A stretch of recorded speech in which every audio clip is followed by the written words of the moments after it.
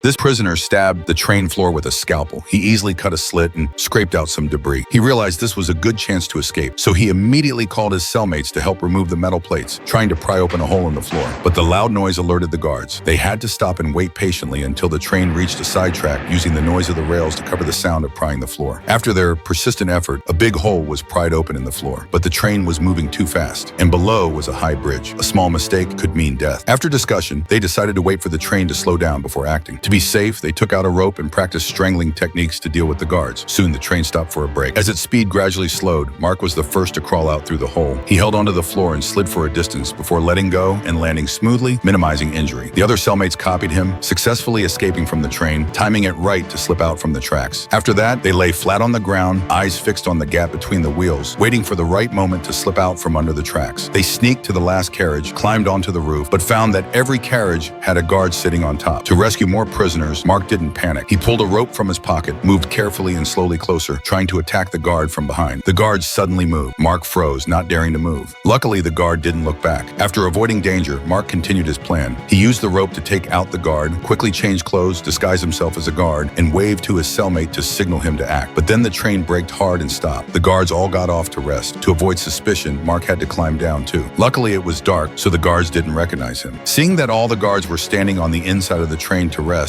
Mark decisively ordered his cellmate to go to the back and open the carriage to release the remaining prisoners. Soon, a large number of prisoners crouched and climbed onto the carriage, watching like leopards. When the guards let down their guard, they jumped down in pairs and launched a full attack. In no time, they controlled the train. But before they could escape, another fully armed train arrived behind them. To avoid exposing themselves, the prisoners quickly stuffed the bodies into the carriage, then forced the conductor to start the train and kept going forward.